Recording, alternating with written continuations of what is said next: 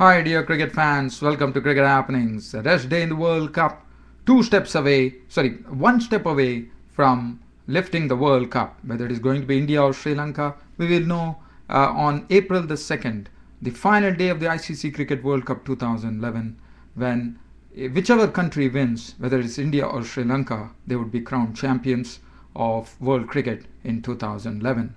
Well, can't wait for that. But today, what I'm going to do is I'm going to take you back to 1983 when I just relive the memories, basically harking back to World Cup 1983 when India, who were no hopers, actually won the Prudential World Cup in England at the Lord's Cricket Ground, the mecca of English cricket. India won this match by 43 runs. It was played on 25th of June 1983. So I'm just going to do a flashback here, and let me tell you, at that time I was probably during my college days there when this match was being played. I definitely watched it on the telly, and there might be a lot of people, youngsters, who might not know what really happened. Well, India were absolute no-hopers, and Kapil Dev was the captain. He was an instinctive player. He was a great all-rounder. His batting, bowling, fielding, everything he contributed, and he was the one who actually lifted the Prudential World Cup on 25th of June 1983. Whether India will be able to do it, whether Mahendra Singh Dhoni will actually lift the cup on 2nd of April 2011, one remains to be seen. Well, as far as India were concerned, well, India had Sunil Gavaskar and Krishnamurti Srikanth at the top of the order who opened the innings. And well, the bowlers for West Indies, and let me tell you, India were absolute no-hopers. There was no chance for India, and because they were taking the mighty West Indies, and the mighty West Indies were the experts. They were the champions in world cricket, and they were actually having their third consecutive final in 1983. They already won it in 1975 and 79, and in 83 they were in the World Cup final against India. Absolute no-hopers. Today it's a contrast. India, a lot of expectations on India, and what a total contrast here. Whether Dhoni will be able to do it. Well, Kapil Dev was a very, very successful captain, and India's journey in the World Cup 1983 was written with that Kapil Dev's knock of 175 not out, in which India were reeling at one stage against the minnows team Zimbabwe at 17 for 5, and Kapil Dev transformed the match into history and actually took India to the summit, I would say, in the Prudential World Cup final there. Well, just talking about the match, it was a very windy day at the mecca of English cricket, the Lord's Cricket Ground, the bowlers moving about, zipping about, and the West Indian bowlers, Andy Roberts, Joel Garner. Andy Roberts bowled 6 different balls in an over. Joel Garner, the tall and gangling 6-foot, a tall man, actually when he actually comes into bowl, his hand used to go over the side screen, actually making it more difficult for the batsman there.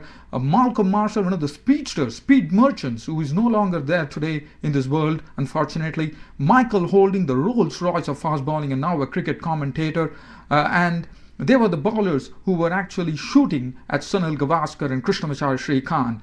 Now, Sunil and the bowlers moving about, there was nothing that they could do. The runs were very hard to come by, and Krishnamurti Srikanth was the only dasher who was the highest scorer in the entire match. Can you believe it? It was a low-scoring match. He made 38. It was LBW ball Malcolm Marshall for 38 of 57 balls, and he was a real dasher. He stroked 7 fours and a marvelous 6 of the bowling of Malcolm Marshall.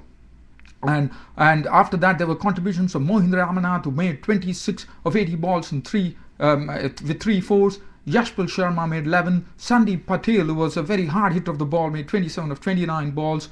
Kapil Dev himself made 15 with 3 boundaries. Kirti Azad was out for a duck. Roger Binney was out for 2. Madan Lal was out for 17, and Kermani, the wicketkeeper, was out for 14. Sandhu was not out on 11, and the bowling figures: 10 overs, 3 maidens, 3 for 32 for Andy Roberts. Joel Garner, 12 overs, 4 maidens, 1 for 24. Malcolm Marshall, 11 overs, 1 maiden, 2 for 24. Michael Holding, 9.4 overs, 2 maidens, 26 runs and 2 wickets. Larry Gomes was a spinner, 11 overs, 1 minute, 249, was a good left-hand batsman too. Vivian Richards, one of the great batsmen from the West Indies cricket of yesteryear, 1 over, none for 8. As far as West Indies were concerned, well, 183 score was something, probably a walk in the park for the West Indian batsmen. But well, it was led by Clive Lloyd, one of the greatest captains ever in world cricket.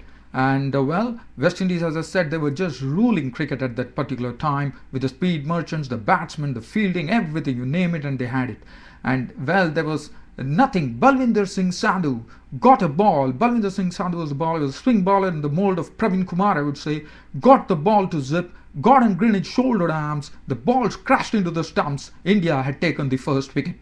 Desmond Haynes was out for 13, and Vivian Richards, the greatest batsman, was stroking the ball absolutely superbly. He was effortless. He was stroking the ball, and West Indies were just running away with the match after a Haynes dismissal. Like Richards had scored 33 of 28 balls with 7-4. In comes Madan Lal, bowls to Vivian Richards, and Vivian Richards tried to hoik him round the onside, and Kapil Dev took a real blinder, ran a few yards, and picked up a marvellous catch, and that turned everything India's way as Clive Lloyd was gone for 8, Larry Gomes left for 5, Ford Backers was out for 8, the Dujon, the wicketkeeper, and Marshall put up a very stern stand there, but well, don't know where. Dujon was out for 25, and Andy Roberts was out for 4, Joel Garner was not out on 5, and well, Mahindra Amarnath was the hero as he took the last wicket when Michael Holding was gone. LBW ball Mohindra Amarnath, and India were joyous. India had made a big upset in this World Cup 1983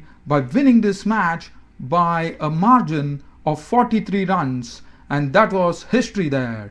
140 all-out West Indies, which they would have never ever expected in their entire career. Like the West Indians would have never expected this.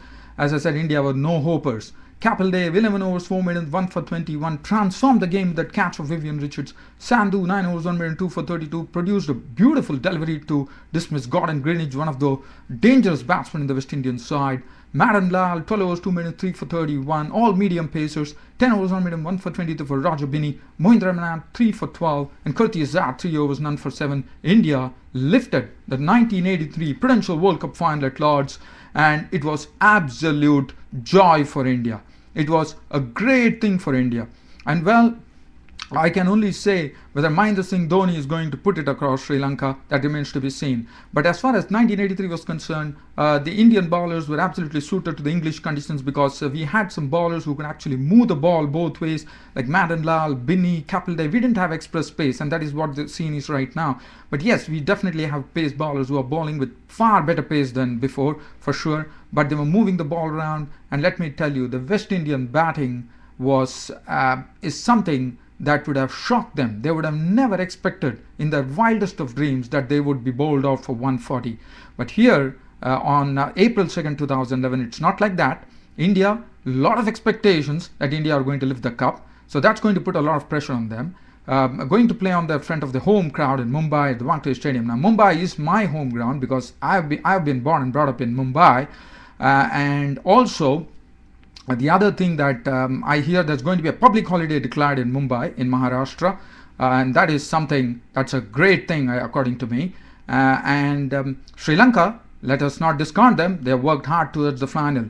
So, well, I don't want to really take much of your time, dear cricket fans, subscribers and friends. I am going to leave you with this a flashback of 1983, which I told you right now, and see you all tomorrow with a preview of the India versus Sri Lanka clash, the final of the ICC Cricket World Cup 2011, which will be happening at Wankhede Stadium in Mumbai on April the 2nd. That's it, dear. That's it from me here for today, from your host Ram for Cricket Happenings, and see you all tomorrow. Thank you.